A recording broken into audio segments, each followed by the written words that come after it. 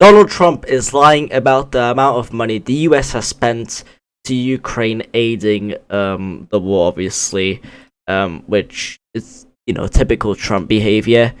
Expected that he's gonna lie from the BBC News article, which shows that the US President Donald Trump claims the US has outspent Europe on aid to Ukraine by over $200 million during questions at a White House summit.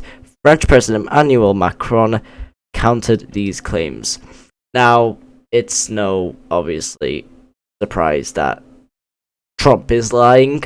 It's one of the main things he was campaigning, that he wants to kind of leave the war and kind of quote unquote end it, which is just a negotiation deal that is not going to stop Russia really from committing to further atrocities, possibly to Eastern European countries if America's trying to leave NATO or involvement with the countries, which I'll talk about a bit later in this video about what Trump's plans are, but I'll just show you the clip, just a snippet of like a few seconds of what Trump had to say. I'll put some captions on so you can see.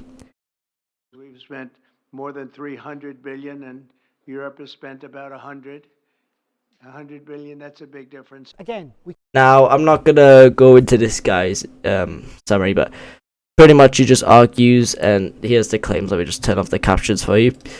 US funding 120 billion rounded up. Europe's funding 138 billion.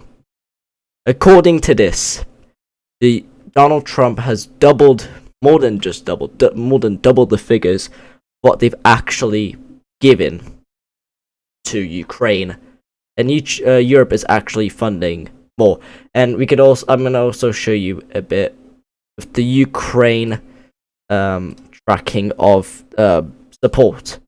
So through the data of monthly 12 quarters, 9 out of 12 of the quarters is when Europe actually outspent America. There were only 3 times, which July and September 2022 spent 15.6 billion euros. Another time just quite leveled with Europe, but paid by an extra 40 million, 50-ish million. 50 million over Europe, and then Joe Biden gave a lot more just before the end of his presidency, which 26.8 billion. And it's predicted that obviously aid to be allocated. So this is what Europe wants to spend: an extra 115.11 billion euros. In the United States, there's nothing there. But Europe, which when we look at these statistics, Europe spending 138 billion, it's roughly around the same, maybe slightly inflated because obviously it's hard to calculate what the actual money is being spent here. But roughly, according to these two, it's showing the United States is less. And I just want to compare because it's interesting how, and scary, how Trump is able to lie and is able to gain and rally support. One of the main things he was campaigning about was to leave Ukraine support because they felt cheated from Europe. And I think what he's trying to do is that he wants to make European countries, let me just go a bit here. I think what he's trying to do is he's trying to influence major countries to be scared of America, losing support, obviously, to Ukraine, which is what Europe is currently doing. If he's able to do that successfully, he'll be probably able to influence, which is what Elon Musk is trying to do, influence UK with Reform UK, which is the pretty much far-right party of the United Kingdom. Obviously, AFD, I'm pretty sure, which is the German far-right party as well. And I think he's also trying to influence France. If he's able to do this, I think what he's trying to do is he's trying to be seen as this victorious type peacekeeper president, which he's claiming to be. But really, it's just a business deal of benefiting America at the long run, because obviously they won't have to spend as much. And also, they'll probably be able to get major support and probably get better trade deals with, obviously, the other countries, which rely on America with a lot of things now, since the sanctions of Russia with the oil. So it's interesting that I think he's just trying to scare countries into, obviously, having to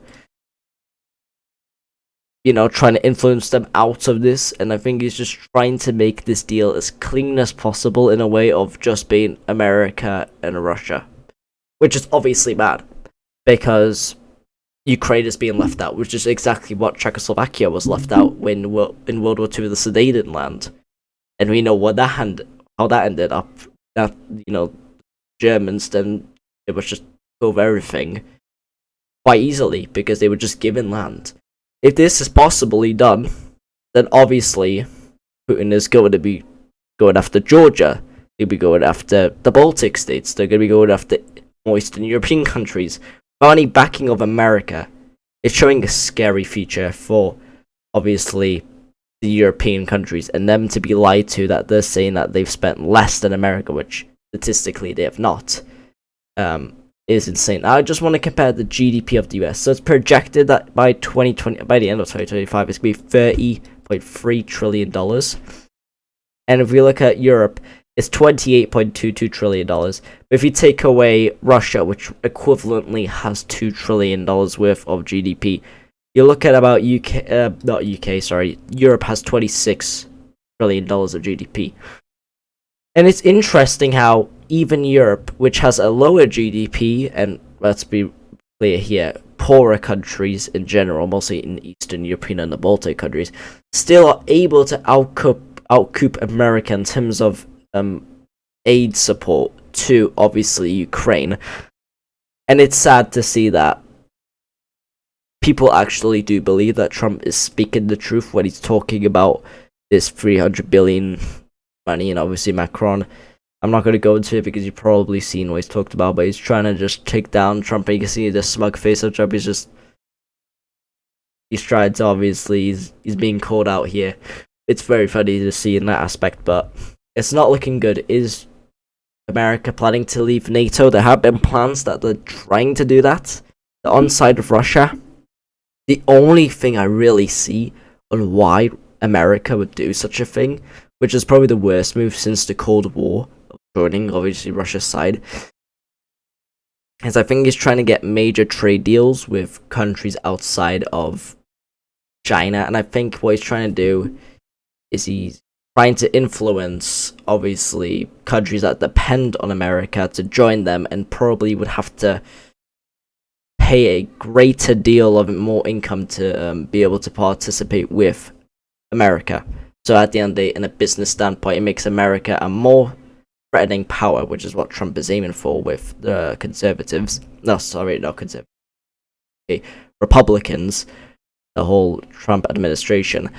And he's trying to get a great trade deal because it's seen as a steal deal from, obviously, NAFTA, from Europe, and how they're treating, obviously, the Ukraine war. And it's very interesting what he's trying to do, and it's seeming like by each day the thread with America is still starting to shorten a bit. And obviously Keir Starmer, which is the Prime Minister, he's now increasing, I'm assuming from 2% to 2.5 or 2.6. I'm not too certain with how much percent more in military budget, but to support Ukraine with roughly 30,000 men. I could be completely wrong here, you could correct me in the comments below, but that's what he's trying to do, which is good to see that world leaders are not going to fall to America. They are standing by their allies, and they're not going to even fall to the most largest economy in the world. That's all I've got to say. If you have anything to question, and you could, and I'll see you in the next political video.